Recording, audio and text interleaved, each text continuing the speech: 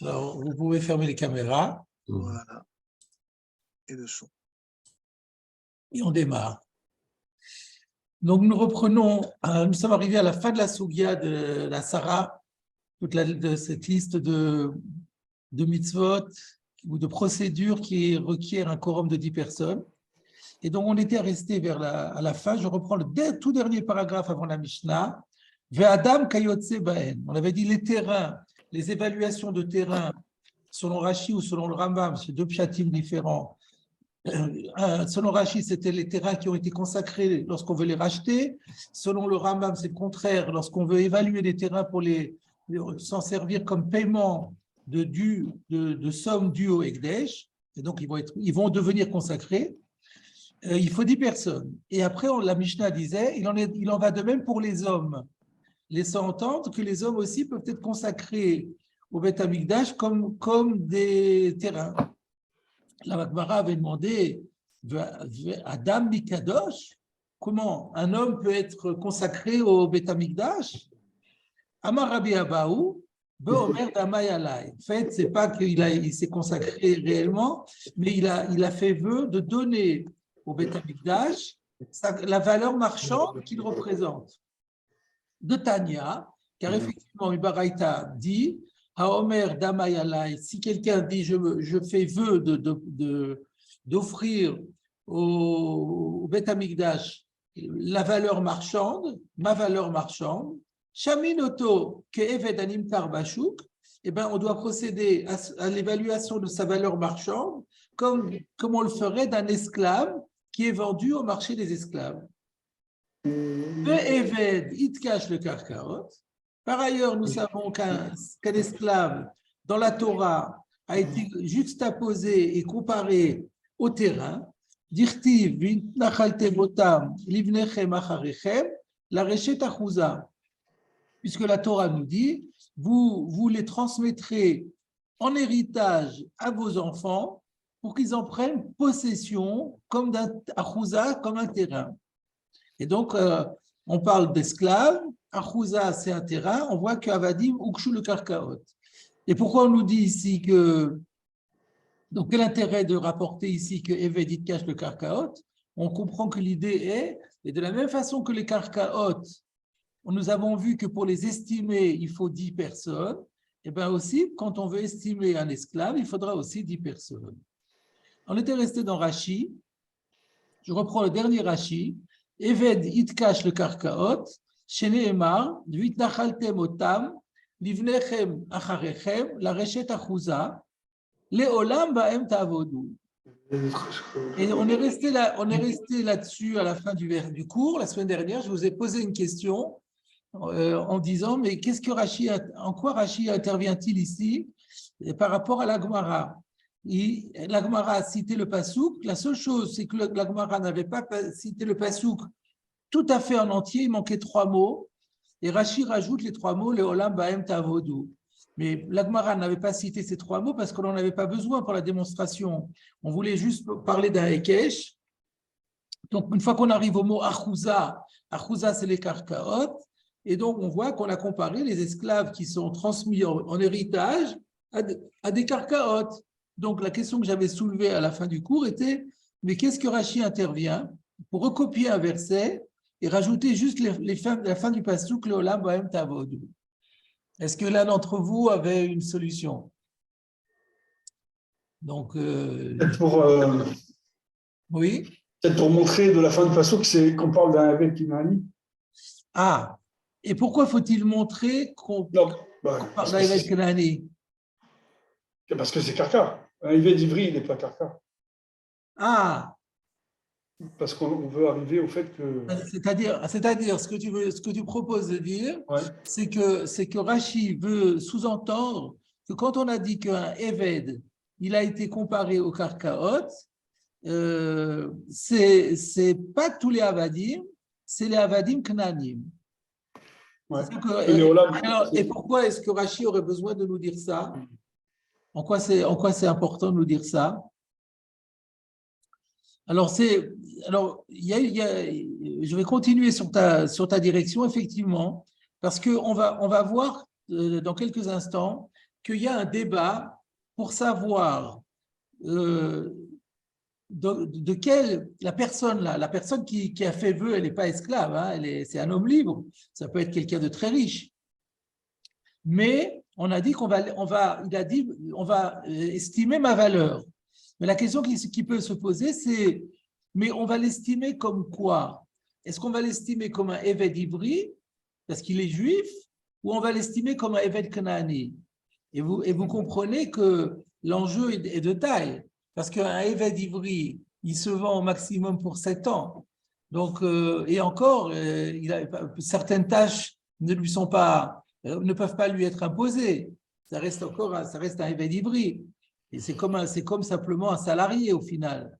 Alors que le Eved Knaani, il est Goufo Kanou, il est carrément, il appartient corps et âme à son propriétaire. Et c'est pour l'éternité. Donc, ce n'est pas du tout le même tarif. Et donc, on va voir qu'il y a un débat pour savoir selon quel tarif on va ici, selon quel barème on va procéder à l'estimation. Alors, on pourrait dire que Rashi est venu dire, en disant que le Olam Baem Tavodou, vous voyez que le verset dont il est question ici, c'est un Eved Knaani. Donc, si on dit ici qu'on l'estime comme un Eved, c'est qu'on l'estime comme un Eved Knaani. Donc, la fin du verset prouve bien que le Eved dont il est question, c'est Eved Knaani. Et donc, Rashi prend position, d'après ce premier pshat, Rashi prend une position pour dire qu'on l'estime comme un Eved Knaani. Le problème, c'est qu'on va pas le dire clairement, quoi. Bon, ben ça, pas le dire clairement. Parce que ça, ce n'est pas le dérêve de Rashi de s'étendre. Donc, on sait très bien que Rashi il essaie de donner le maximum d'informations dans un minimum de mots. Alors, pour ne pas avoir à dire Eved, Shamin Oto, faire un nouveau Dibour Amatril, Shamin Oto, Eved. Ouais. Après, il dirait Eved Kevet Kenani. Et on pourrait même se demander d'où il sort ça. Alors, il dit du Pasuk Lolam Tavodou, et du coup, on a toutes les informations. Voilà peut-être ce que j'avais pensé au début, mais après, je me suis rendu compte qu'il y a un Rashi dans Bava Kama duquel il semble ressortir qu'au contraire, la chita de Rashi, c'est que Shaminoto Eved Ivri. On va en reparler. Alors, dans ce cas-là, la question revient, pourquoi Rashi a besoin de dire le Olam Baem Tavodou? Et alors, j'ai pensé tout simplement à donner une réponse encore plus simple, c'est que si on arrête le verset, on ne sait pas de quoi il parle. On ne sait pas de quoi ce verset parle. On dit Eved, il cache le karkaot. Mais où est-ce qu'on voit qu'il s'agit de Avadim dans ce verset? Peut-être que c'est des métaltelim, peut-être que c'est ou un objet particulier, ou un bien particulier, qui nous dit qu'il s'agit de Avadim. Alors, la réponse, la fin du pasuk. Le Olam Baem Tavodou, ça a été dit que pour des Avadim. D'un vaudou, il y a écrit Tavodou. Tavodou, c'est des Avadim. Et donc, ça serait tout simplement pour signaler, pour compléter la Gemara et signaler d'où on sait que ce verset parle des Avadim. Alors maintenant, on va attaquer le Tosfot. On a deux Tosfot ici. Premier Tosfot, Ve Adam Mikadosh. C'était la question au départ. La Gemara a demandé, est-ce qu'un homme est vraiment Kadosh? Et alors Tosfot nous dit, Perash Akuntras, Perek Kama de Sanhedrin, Veha en nimkar beshuk, ke eved, le kach en kadosh. C'est quoi ça serait quoi la question quand la Gemara dit est-ce qu'un homme peut être consacré? Après tout, pourquoi pas? Alors Rashi, dans le Perek Kama de Sanhedrin, nous dit Tosfot, dit qu'un homme ne peut pas être kadosh parce que justement, un homme, il s'agit d'un homme libre, un juif libre, ne peut pas être vendu au marché comme un esclave. Et donc, on ne peut pas vendre un juif comme ça, comme on vendrait un esclave. Et c'est la raison pour laquelle il ne peut pas être consacré. Et la réponse sera, Dama et Allah, oui, c'est vrai, il ne s'est pas consacré lui-même, ce n'est pas son corps qui l'a consacré, mais sa valeur, la valeur qu'il aurait s'il avait été un Eved. Alors, dans la Massoret Hachas, dans mon édition tout au moins, on rapporte que le Porat Yosef dit que quand on regarde le Rashi dans Sanhedrin, on ne trouve pas ça. Donc, il y a un petit problème ici. Est-ce que Tosfot aurait une autre version de Rashi que nous avons? Apparemment, c'est le cas, parce qu'il a dit Perash Akuntra sur les Kabbal Sanhedrin et nous n'avons pas cela. Mais en toutes les cas de cause, ce que dit Tosfot et qu'il attribue à Rashi, on peut le supposer. Parce que pourquoi la Gemara dit qu'un homme ne peut pas être kadosh? Si un homme pouvait être vendu au marché, pourquoi il ne pourrait pas être kadosh au même titre qu'on peut consacrer une Behema Temea, par exemple? C'est-à-dire, même si c'est quelque chose qu'on ne peut pas offrir au sacrifice, mais on peut le consacrer en tant que Kedushat Damim. On sait qu'il y a deux sortes de Kedushot. Il y a la sainteté du corps et il y a la sainteté de la valeur. Et donc, de la même façon, alors la sainteté du corps, c'est seulement pour les animaux qu'on peut offrir au sacrifice ou les objets qu'on peut offrir au sacrifice, la farine, l'huile, le vin. Mais un animal pas cachère, on peut quand même le consacrer, mais il ne sera consacré que par rapport à sa valeur et il faudra le racheter. Donc, pourquoi est-ce qu'on ne pourrait pas dire la même chose pour un homme? Alors, réponse, un homme ne se vend pas. OK. Donc, ça revient à ce que dit Tosfot. Tosfot continue et dit « Kashia ». Oui, mais dans ce cas-là, il y a un problème. Amai loka amar de maïrebe vet knaani. Au lieu de répondre qu'on parle d'un homme qui a dit d'amai alai, c'est vrai que c'est aussi une réponse. Mais pourquoi ne pas donner une autre réponse qui est peut-être plus simple et qui rentre mieux dans les mots Adam? C'est Adam Kayotse Baen. C'est le cas où on parle d'un Evet Kanaani. Quelqu'un posséderait un esclave cananéen et il le consacre au Beth Amikdash comme il aurait consacré un animal qu'il posséderait. Et évidemment, dans l'intention qu'on le rachète et que l'argent aille ensuite au Ekdesh.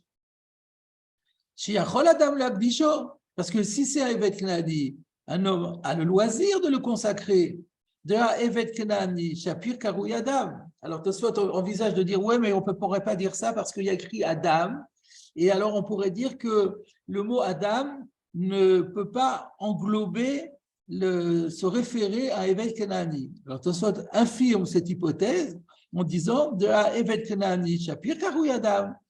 On voit qu'un esclave cananéen est parfaitement appelé Adam. Comment on le voit? Kede Amrinan, le Père Kacholéar, comme nous disons dans le Père Kacholéar, c'est dans Gitin, Daf Lametret Amoudbet.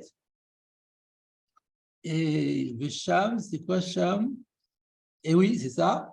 Et donc le verset, c'est quoi? Kol Cherem Asher Yacharim Mina Adam. Lo yipade. Donc il y a un verset qui dit comme ça, qui parle de Adam, et la Gemara a dit les rabot avdo veshifrato akananim, que ça vient inclure, parce qu'on a dit kol cherem asher yachoram. Qu'est-ce qu'on rajoute mina Adam?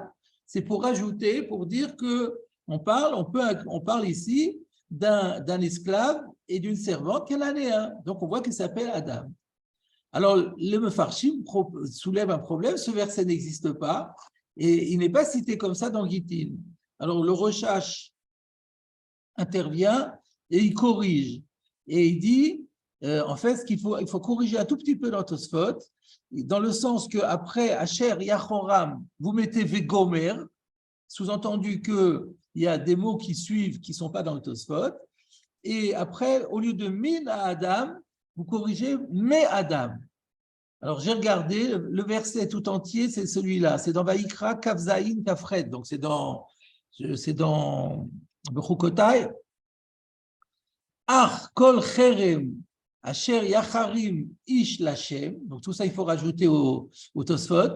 Donc, toute consécration qu'un homme consacrera à Dieu, Mikol Asherlo, parmi tous les biens qu'il possède, mais Adam ou Behema, qu'il s'agisse d'un homme ou d'un animal, et là il y a écrit mais Adam, ou Misede Achuzato, ou bien d'un champ qu'il possède, Lo yimacher velo yigael, cela ne pourra plus être vendu ni racheté, Kol Cherem Kodesh Kodashim Lashem, tout ce qui s'appelle Cherem, ça devient consacré complètement à Dieu, sans possibilité de vente ni de rachat. Donc, peu importe, c'est juste pour citer le verset dans son exactitude. En tout cas, on a démontré qu'un Evet Kenani s'appelle Adam. Et donc, la question de Tosfot est pourquoi la Gemara elle dit Adam Mikadosh en prenant comme hypothèse qu'on ne parle pas ici d'un Evet Kenani, parce que si elle dit Adam Mikadosh, ça ne peut pas aller sur Evet Kenani. Evet Kenani et oui Kadosh. Alors, pourquoi poser comme hypothèse qu'on ne parle pas ici d'un Evet Kenani? Peut-être qu'on parle d'un Evet Kenani. Excusez-moi, mais juste après le passage que vous avez cité, Oui. on dit que Adam. J'ai cité, moi. Non, c'est le suivant. Qu'est-ce qu'il y a écrit après? Je ne l'ai plus en tête. Qu'est-ce qu'il y a écrit après? Il me semble, de tête, Adam, oui, pas dit. Mais c'est ce que j'ai. Après, Mina Adam, tu veux dire quand Mina Adam lo yipade? Il me semble. Hein. Ah, je ne sais pas ça. En tout cas, ce n'est pas le verset qui est cité dans Gittin. Peut-être qu'il parle d'autre chose. Je ne sais pas. Si ce n'est pas de mémoire, moi, je ne peux pas te. Je peux pas, on pourra, après le cours, vérifier dans les psukim. Mais de toute façon, le recherche nous dit que ce n'est pas le verset qui est cité dans Gittin. Le verset qui est cité dans Gittin, c'est celui que je vous ai cité. Ouais. Alors, donc la question elle est claire, elle est facile. On aborde la réponse. Veuillez Shlomar. De Ita, de Maïre Bevel Knani, Sagibi Shlosha, Aval Basara lo. Donc, c'était impossible de comprendre que dans notre Mishnah, où il est dit que le rachat doit se faire devant 10 personnes, l'évaluation plutôt doit se faire devant 10 personnes, c'est impossible de dire qu'il s'agit d'un Evet Kenani. De Ita, de Maïre Evet Kenani, si c'était vrai que l'on parlait d'un Evet Kenani, Sagi Bishlosha, ça suffit la présence de 3 experts. Aval Basaralo, mais surtout pas 10. 10, on n'a pas le droit. Kedeita Birushalmi, comme il est enseigné dans le Yerushalmi, et nous on l'avait déjà vu dans un ran, si vous vous en rappelez, Gezera, Shema, Yishmeu Veyivrechu. En fait, c'est une takanat Chachamim. La Torah peut-être a permis de faire plus, mais les Chachamim ont dit que dans le cas d'un Evet Kenani qui doit être évalué, on n'a pas le droit de faire appel à plus de 3 personnes, de peur que si on est obligé de réunir un quorum de 10 personnes, ça va faire du bruit. Et lorsque le Evet Kenani va entendre qu'on se réunit pour faire de lui une bête qui va être évaluée, il n'aura pas envie de ça et il va s'enfuir. Et donc, pour éviter, et donc ça va être une perte à la fois pour le propriétaire et pour le Ekdesh. Donc, on ne peut pas permettre une chose pareille, il faut que ça reste dans une certaine discrétion. Donc, on a réduit à 3 personnes.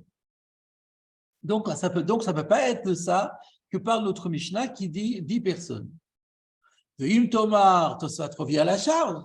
Il dit, mais attends, et peut-être, Emma, je te dirais, de Haï Yerushalmi, Aïre Bedina de Rabbanan, je peux très bien te dire que le Yerushalmi en question, lui, il parle du din midrabanan, comme j'ai expliqué, c'est une takanat rachamim, aval bedina doraita tzarich hasara, mais on peut parfaitement supposer qu'avec le Hekesh qu'il y a avec Arkaot, le Evet Kenani, Minatora, ait besoin de 10 personnes, Veimken, Hadar Kushian, le Dourte.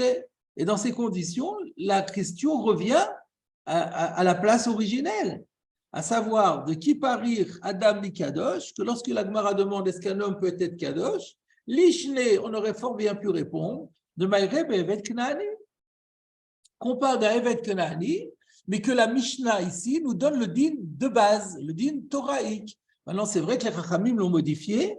On avait expliqué dans le RAN pourquoi ils ont le droit de le modifier, parce que Minatora, Bediyeved, Afilou, Bepruta, ça suffit. Donc, c'est juste un din de Khatrila pour éviter la perte du Ekdesh. Et donc, les Chachamim ont le droit de faire une takana pour éviter encore une perte encore plus grande. Et donc, la question revient. Veuillez Shlomar, Tosot répond. Ah oui, je voulais marquer une toute petite pause ici par rapport au cours de la semaine dernière. La semaine dernière, j'ai cité une chita du Kiryat Sefer qui disait que cette dracha que la Gemara avait faite, selon laquelle il faut 10 personnes, en fait, c'est une asmarta be'alma. Parce que quand la Gemara avait attaqué la dracha, et on était resté bekushia. Alors, on avait dit, alors comment on résout le problème? Ben, alors, le problème, c'est que ce n'est pas une vraie dracha, c'est une fausse dracha. En vérité, c'est un digne de Rabbanan, c'est une asmarta be'alma. Alors, je voulais faire remarquer que dans Tosfot dit me fourrache le contraire.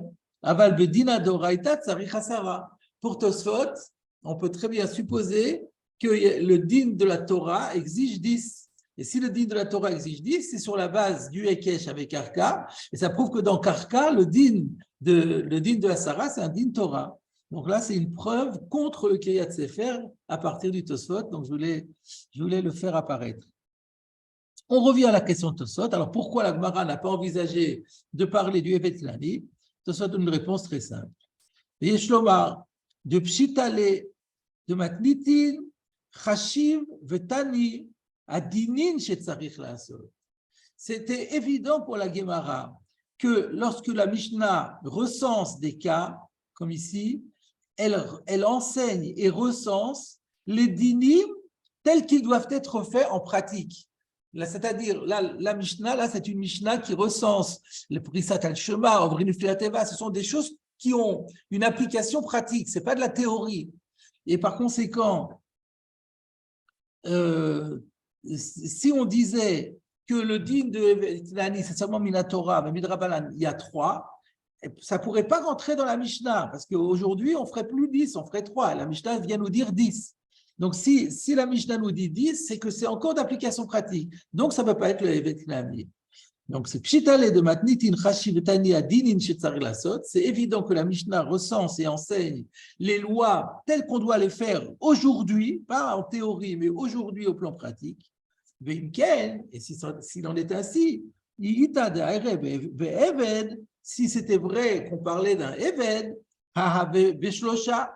alors c'est pas 10, c'est 3. Donc, ce n'est pas possible. Voilà la première réponse de Tosfot, qui paraît très convaincante.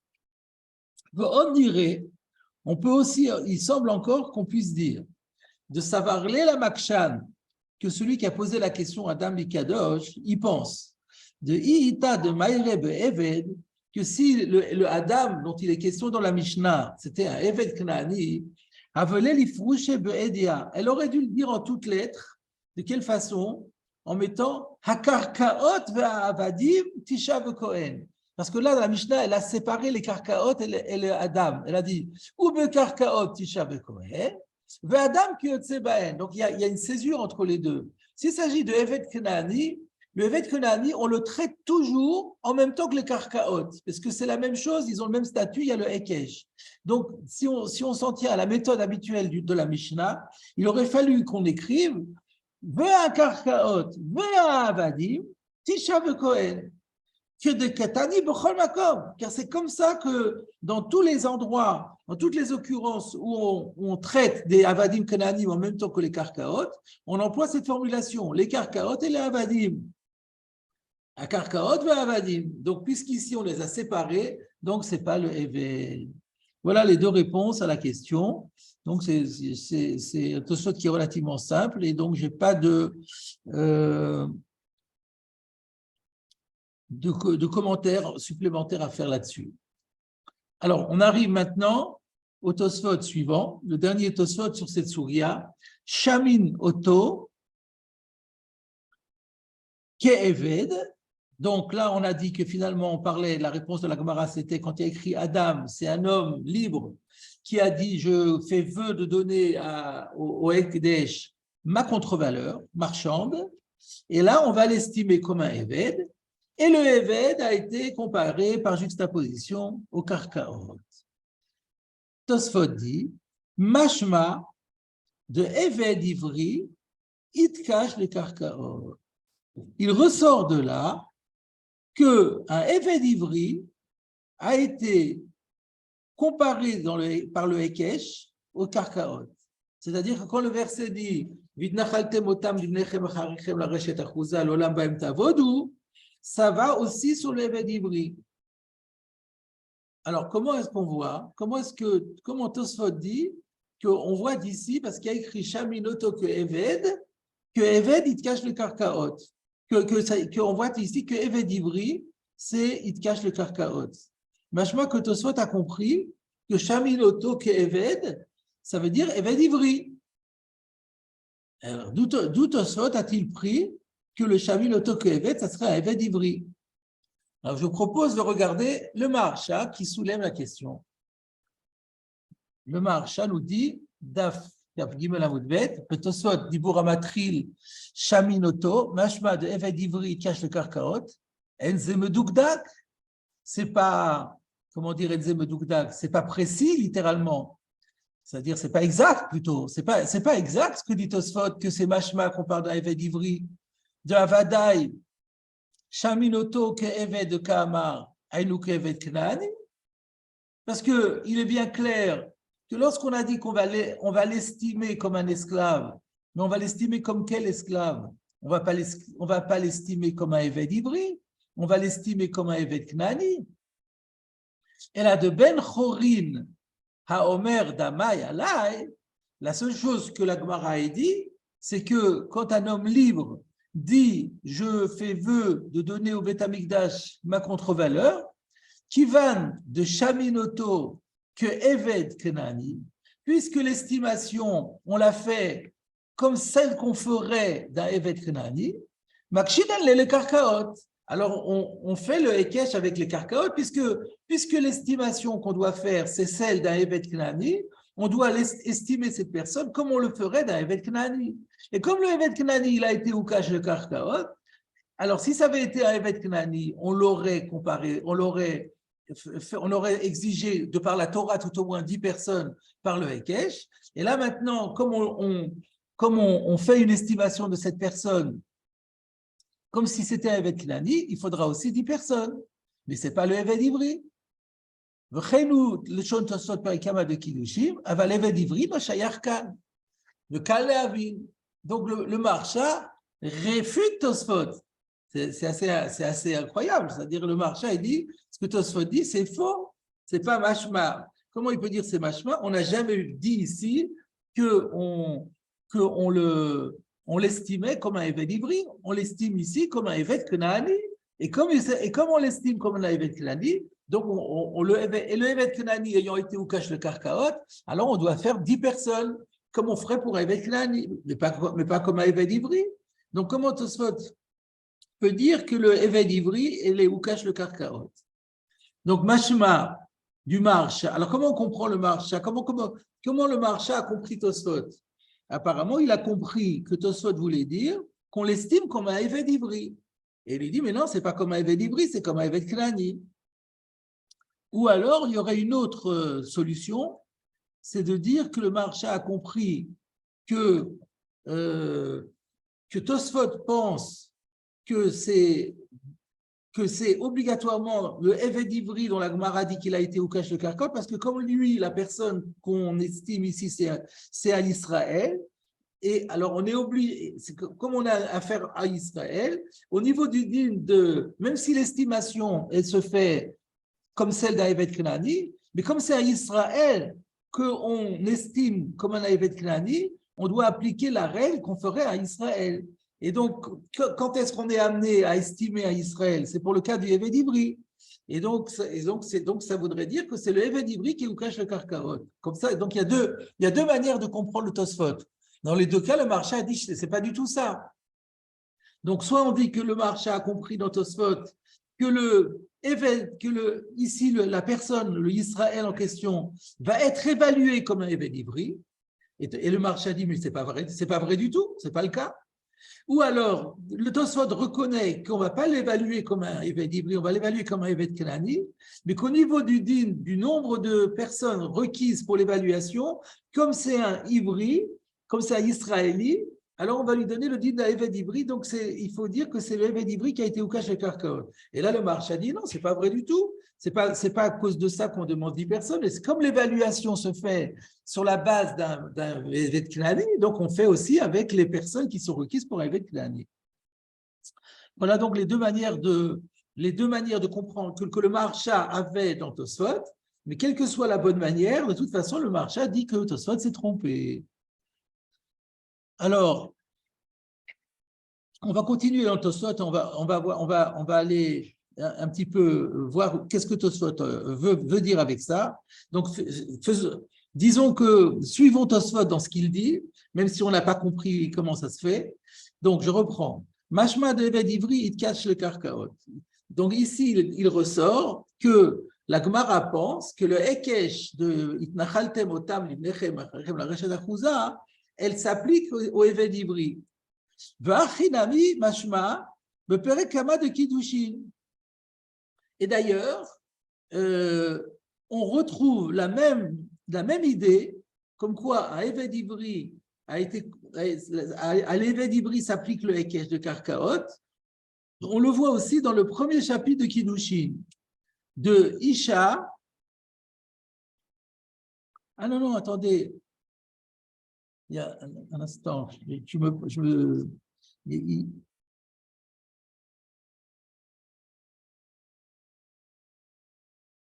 Ah oui, non, c'est bien. Non, c'est très bien. Je continue. Encore une fois, donc dans le Perek Haba de Kiddushin, on a aussi la preuve qu'un Eved Ivri ou cache le Karkaot, parce qu'il est dit là-bas, de Isha, Avele Nechassim, Sheyesh Lahen Acharayut, qu'une femme a le statut d'un bien, un bien sur lequel il y a une responsabilité, c'est-à-dire c'est une périphrase pour dire un bien immobilier, que la femme est considérée comme un bien immobilier, Mita'am de Eved, il cache le Karka. Et pour cette raison, justement, qu'un Eved a été comparé au Karka. Donc, si on dit qu'une femme, il s'agit d'une femme, Israël, qui n'est pas du tout Shifra. Et si on dit qu'elle a un statut de Karka, ça ne peut être que parce que le Eved, il cache le Karka. Alors, je vais vous dire qu'est-ce qu'il y a écrit dans Kiddushin. Dans Kiddushin, il y a la question suivante. Je crois que c'est Rabba qui pose la question, ou Rabba qui pose la question. Si une femme dit à un homme, Hey lecha mané, vekadesh ani lecha. Donc, comme vous le savez, là-bas, on parle des kiddushin. Comme vous le savez, en principe, les kiddushin, kiddush et kesef, puisqu'il y a plusieurs façons de faire kiddushin après la Torah, mais nous, aujourd'hui, on fait kiddush et kesef.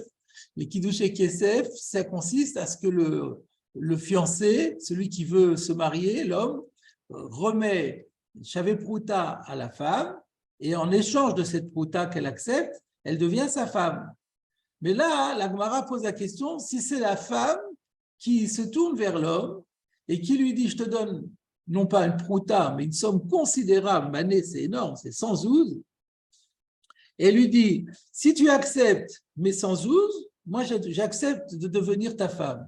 Est-ce que c'est valable ou pas? C'est-à-dire en d'autres termes, est-ce que si c'est la femme qui donne les kiddushin à l'homme, est-ce qu'elle peut être mekudeshet par là? Et la Marzoutra répond, au nom de Rav Papa, oui, c'est valable, c'est bon. Alors il y a Ravashi qui attaque, Amarle Ravashi le Marzoutra, Imken, Avele Nechassim, Sheyesh Lahem Acharayut,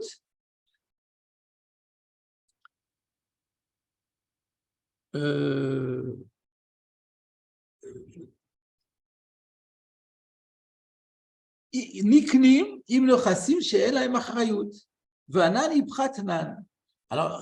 Ravashi, il a interprété ça en disant, si tu dis que ça marche, comment ça peut marcher? Ça peut marcher que midin agav, c'est-à-dire que, étant donné que l'argent est acquis, parce que l'argent, il n'y a pas de problème que le mari acquiert l'argent que lui donne la femme est acquise derech agav. C'est-à-dire que, et donc dans ce cas-là, Ravashi dit, il ressort d'après ça que les nechassim sheyesh lahem achrayut, les immobiliers, en l'occurrence la femme, va être acquise par entraînement avec le bien mobilier. Or, c'est faux, Ipratnan, on connaît la règle du Kinyan Agav, c'est contraire, à savoir que les biens mobiliers sont acquis par entraînement avec les biens immobiliers, comme on fait par exemple à Pessah, quand on vend le Hametz, derrière Agav le Karka, et par contre, un terrain ne sera jamais acquis par entraînement avec un bien mobilier. Voilà ce que dit Ravashi. Et donc, il y a écrit ici que la femme, elle est appelée Nochassim Sheshlem Acharayut. Et quand on regarde Rashi qui explique ça, Rashi nous dit Adam Ukash le Karkaot, Dirtiv Itnachaltem Otam. Que effectivement, dans ce verset d'Itnachaltem Otam, on voit qu'un homme, une personne humaine, a le statut de Karka. Or, il s'agit ici d'une Israélite. Donc, on voit que quand on parle du Eved, on ne parle pas ici d'un Eved Klani, mais d'un Eved Ivri. C'est ce que dit Tosfot. Donc, je reprends dans les mots, Achinami Mashma Perikaba de Kiddushin, c'est aussi ce qui ressort du premier chapitre de Kiddushin, de Isha Avela Nechassim Sheyesh Laen Acharayut, où on dit qu'une femme a le statut d'un terrain, et la seule raison, alors ce n'est pas écrit dans la Gemara, mais c'est comme ça qu'a priori, on doit comprendre la Gemara, c'est comme ça que Rachid l'explique, Mita'am de Eved, il te cache le karka. De Kashia, et ça, c'est problématique. D'Aïnou Dafka Evet Kenan, parce que le verset, il parle exclusivement de Evet Kenani, de Alek Tivkra de Veitnachaltem, puisque le verset de Veitnachaltem, il parle d'un Evet Kenani dans le contexte, il ne parle absolument pas d'un Evet Israël, puisque dans tout le contexte, on parle des Goyim, des gens que vous aurez acquis pendant la guerre et de ce genre de choses. Et puis surtout après écrit l'Olam Baem Tavodou, comme on a vu. Donc il s'agit de Evet Knaani. Et comment la Gemara peut-elle dire ici et dans Kiddushin que un Evet Ivri a été au cache le Karkaot? Donc Tosfot reste sur cette question. Aval Evet Ivri, l'Omatsi Nuklal de Itkash le Karka. Un Evet Ivri, on n'a jamais trouvé qu'il y ait un Ekesh entre un Eved Ivri et un Karka. Alors, comment est-ce qu'ici, on peut dire que le Eved Ivri cache le Karkaot? Vada yaï de Kiddushim, yesh lidchot, que de Perasham, avalach hakashia. Encore la Gemara de Kiddushin, on peut trouver manière à réfuter la preuve, comme je l'ai expliqué là-bas. Avalach hakashia. Tosfot dit, mais là j'ai un problème. Tosfot reste avec son point d'interrogation en disant, ici, il y a écrit qu'on l'estime comme un Eved Ivri, et que le Eved Ivri a été comparé au Karkaot, donc il faut 10 personnes. Or, nous n'avons jamais vu nulle part qu'un Eved Ivri soit comparé au Karkaot. Le seul dont il est question dans la Torah à propos d'un Ekesh le Karkaot, c'est Eved Knani. Alors, cette question-là, elle se pose ici, Tosfot dit, je n'ai pas de réponse. Dans Kiddushin, j'ai une réponse. Alors, c'est quoi la réponse? Il donne là-bas 2 réponses. Je ne vous en donnerai qu'une parce que la première, elle est vraiment forcée dans les mots, mais la deuxième, elle est très convaincante. Tosfot dans Kiddushin, il dit que la question de Rav Ashi, c'est quand il dit si tu dis que lorsque une femme dit Hey le chamane vekadesh lecha, elle est mekudeshet, ça va prouver que nichasim sheyesh lahem achrayut niknim sheyesh lahem achrayut. Comment ça va le prouver? Alors nous on avait dit parce qu'elle-même c'est un nichasim sheyesh lahem achrayut. Il dit non, elle n'est pas un nichasim sheyesh lahem achrayut. Mais d'où on connaît le din de Kiddushin? Tout le monde sait que c'est kicha misde Ephron. C'est-à-dire le kinyan des Kiddushin, le kinyan Kesef en tout cas, des Kiddushin, se déduit du kinyan Kesef des Karkaot. Donc si on dit que les Karkaot ne peuvent pas être niknin, vederech hagav de metaltelim, comment la femme, elle pourrait l'être, puisque elle se déduit du kinyan des Karkaot. Donc, quand la Gemara dit, quand Rav Ashi dit, mais si tu dis comme ça, alors le chassim sheyesh lahem achrayut, niknim im chassim sheyesh lahem achrayut, il parle des terrains. Parce que la femme, elle est comme les terrains, le din de Kiddushin de la femme se déduit du din de terrain. Donc, si tu dis que pour la femme ça marche, ça doit marcher obligatoirement pour les terrains aussi, sinon c'est pas possible. Or, pour les terrains, ça ne marche pas. Donc la Gemara de Kiddushin, Tosfot nous dit, on peut la réfuter. Il n'en reste pas moins que dans Rashi, ce n'est pas écrit comme ça. Dans Rashi, il y a écrit qu'Eved Ivri, il est au cache de Karkaot. Alors, il y a 2 problèmes ici. Il y a d'abord, alors, est-ce que finalement, la personne qui a dit Damay Alay, Shaminoto, que Eved Ivri ou que Eved Kenani? On a vu que le Maharsha, il dit Mefourash, mais non, c'est que Eved Kenani. Mais on a vu que Tosfot, on a l'impression que Tosfot a compris que c'est que Eved Ivri. Alors, qu'en est-il sur ce sujet? Le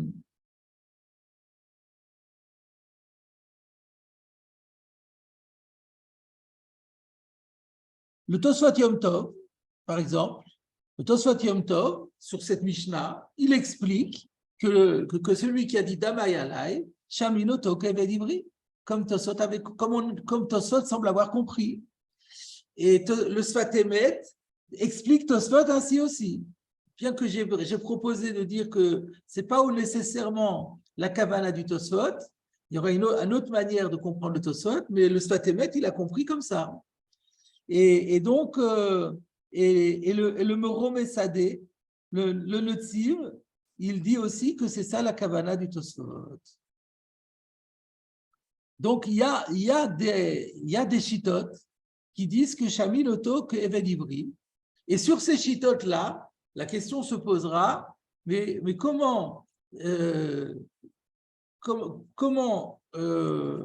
si Shami Loto, que Eved Ivri, pourquoi est-ce qu'on exige 10 personnes? C'est à cause du Hekesh. Mais Tosfot a dit, mais il n'y a pas de Hekesh pour Eved Ivri. Donc, si on dit comme ça, donc la question de Tosfot reste entière. Pour l'instant, la seule réponse à la question de Tosfot qu'on avait, c'était comme le Maharsha, de dire, mais non, on n'est pas Shaminoto Keved Ivri, on est Shaminoto Keved Knaani. Et le Eved Knaani, lui, il a besoin de 10 personnes parce qu'il y a le Hekesh entre Karkaot et Eved Knaani. Mais si on dit comme les autres, la question revient. Alors, le Moromé Sadeh nous rapporte une Gemara dans Echin, d'Afiutet Amoudbet.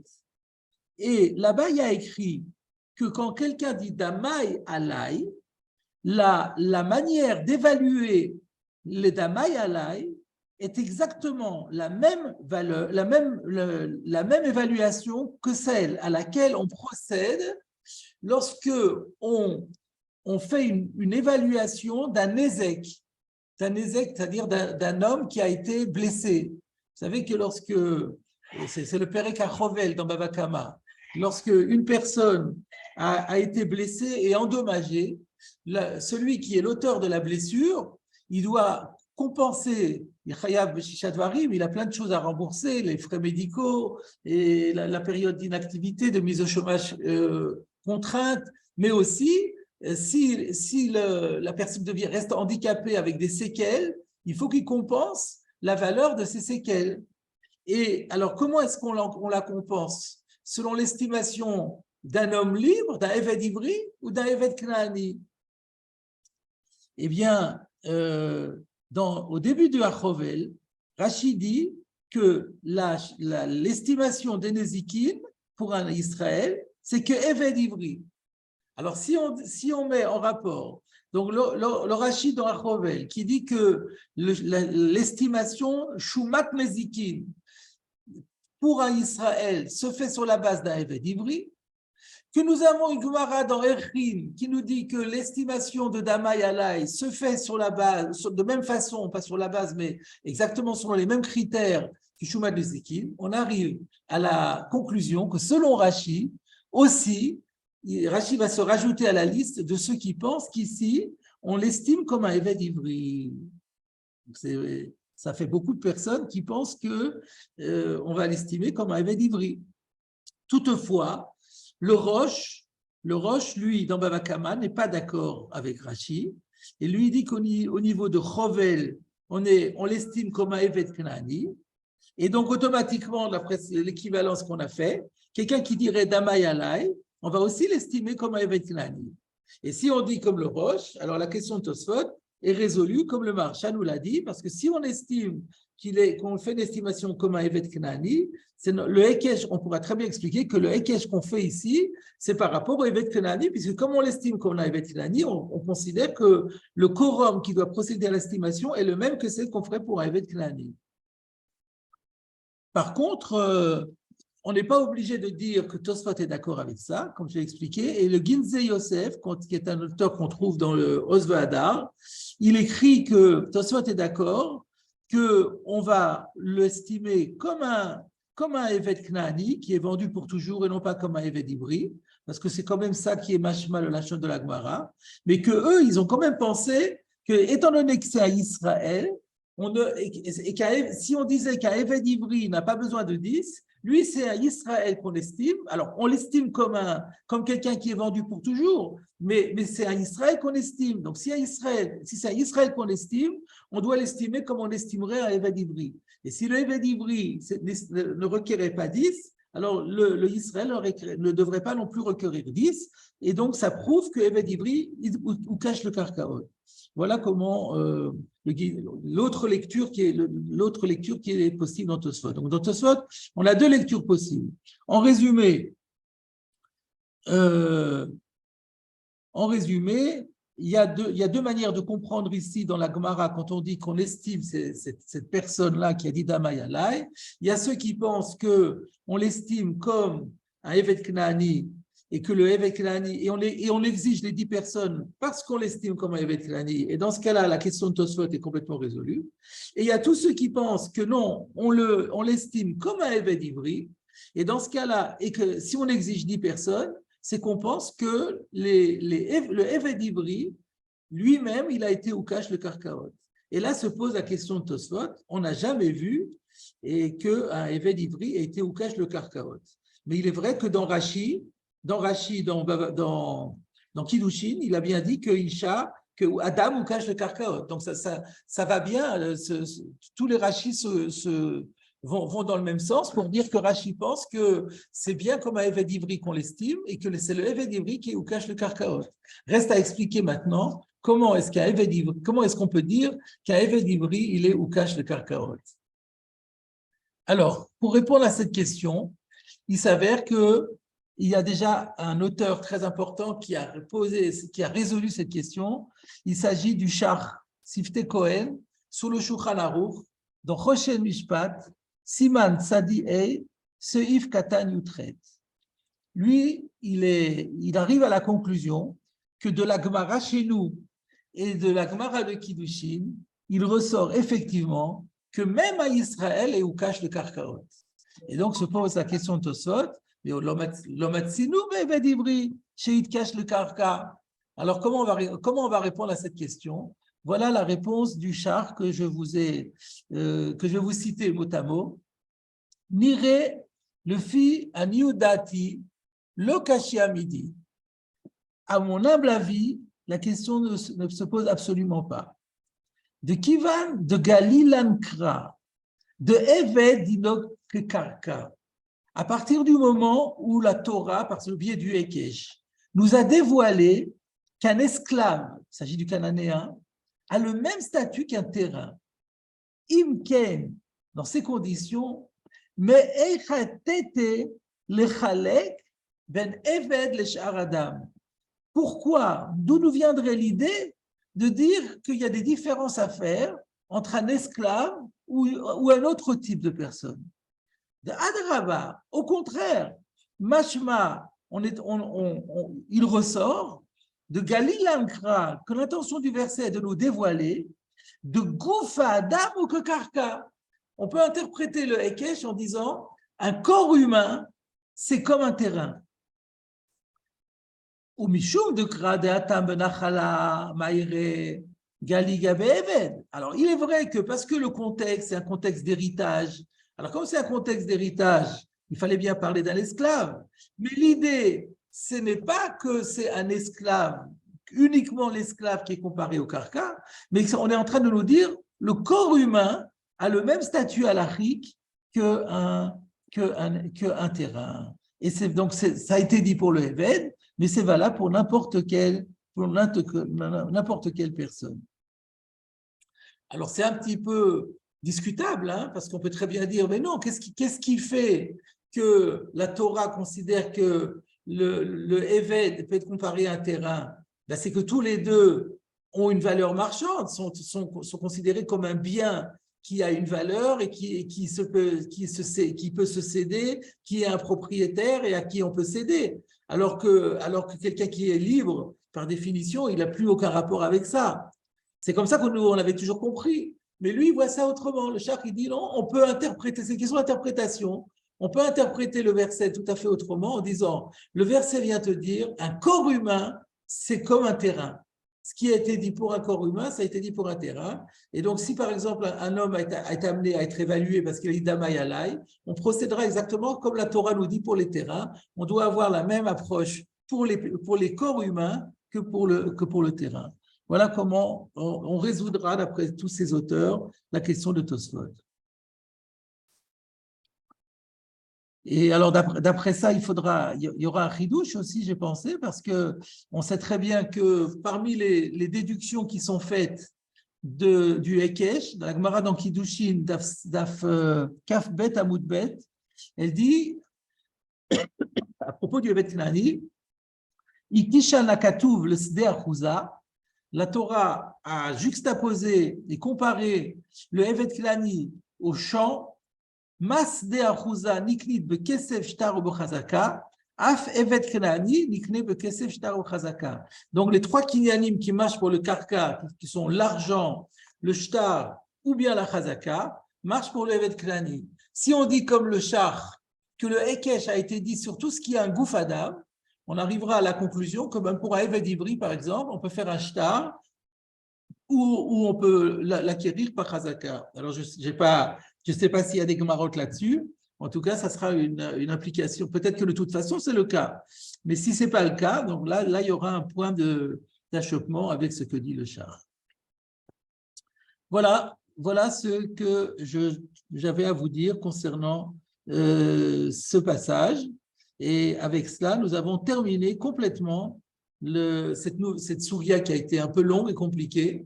Et là, nous allons repartir maintenant dans une nouvelle Mishnah en reprenant le fil de la Mishnah qui a fait une petite interruption parce qu'on a parlé de la Kriyat Torah qui doit. On était en fait dans les lois de les lois de la Kriyat Torah là. Mais on a interrompu ça parce que la lecture de la Torah doit se faire à 10 personnes. Et donc, derrière Hagam, on a fait le listing de tout ce qui doit se faire avec 10 personnes. On ferme la parenthèse et on redémarre les lois de la Kriyat Torah. Donc, la Mishnah nous dit à Koreba Torah, lo yifrot mishlosha psukim. Celui qui lit dans la Torah ne peut pas lire, celui qui est appelé à la Torah, si vous voulez, ne peut pas lire moins de 3 versets. C'est une halakha que nous connaissons et on verra dans la Gemara d'où ça sort. Mais c'est bien connu que si on on appelle quelqu'un à la Torah, on pourra, même si on veut faire des coupures, on ne pourra pas couper moins que 3 versets.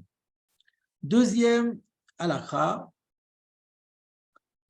Velo yikra le meturgeman yoter mi pasuk echad. Lorsque on lit pour le traducteur, on ne lira pas au traducteur plus qu'un verset. C'est-à-dire qu'il y a le Balkoré et il y a le Meturgeman. On avait vu déjà dans la Gemara précédemment qu'on avait l'habitude à l'époque de la Gemara d'avoir des traducteurs. Et donc, il y avait un lecteur et un traducteur. Il y a 2 personnes. Donc, celui qui lit le verset ne doit pas lire plusieurs versets d'affilée pour qu'ensuite le traducteur les traduise tous ensemble, mais il ne peut lire pour le traducteur qu'un seul verset. Donc, il lit un verset, il s'arrête et le traducteur traduit ce verset et ensuite on passe au verset suivant. Ça peut paraître un peu lourd peut-être pour l'assistance, mais c'est comme ça qu'il faut faire. Pour quelle raison? Regardez Rashi. Velo yikra le meturgeman yoter mi pasuk echad. Shelo yit'e meturgeman hametargem alpe. Pour ne pas que le traducteur commette des erreurs de traduction, lui qui traduit son texte par cœur, c'est-à-dire par cœur, sans avoir le texte de sa traduction devant les yeux. S'il pouvait lire, si par exemple il y avait, de la même façon qu'il y a le texte de la Torah en hébreu, on avait le texte de la traduction en araméen, comme c'est le cas d'ailleurs, nous l'avons, c'est le Targum le plus classique, c'est le Targum Onkelos. Aujourd'hui, le Targum Onkelos, il est imprimé dans les Chumashim. Donc, être un meturgeman, à l'époque, un meturgeman, il traduisait en araméen, il suffisait de restituer le Targum Onkelos. Donc, c'est pas compliqué, il ne peut pas y avoir d'erreur quand on a le texte sous les yeux. Mais alors Rashi nous dit, non, mais il n'avait pas le texte sous les yeux, il n'avait pas le droit, il devait traduire par cœur. Si on traduit par cœur et qu'on donne plusieurs versets à lire ensemble, ça peut favoriser des erreurs. Et c'est la raison pour laquelle on doit le faire verset après verset. Alors je reviendrai sur ce Rashi plus tard, sans doute dans le cours de la semaine prochaine. Ce que je vous propose aujourd'hui, c'est de survoler la Mishnah dans son intégralité pour en avoir une petite Une petite idée déjà. Alors, on continue. Ou benavi shlosha. Par contre, alors il semble qu'on traduisait aussi le prophète. Quand on dit le prophète, il s'agit bien entendu de l'Haftara. Donc, quand on fait l'Haftara et qu'on fait appel aussi à un traducteur, là, on peut lire d'un coup et traduire d'un seul coup 3 versets d'affilée. Pourquoi cette différence? Rashi, ou benavi shlosha, quand c'est la lecture d'un prophète, de l'Haftara, alors ça peut être 3 versets, pardon.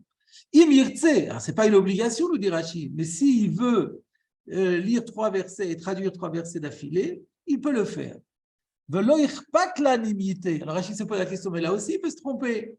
Là aussi on fait balper. Oui, mais là ça ne nous dérange pas s'il se trompe. Pourquoi? De l'onafka mine hora'a.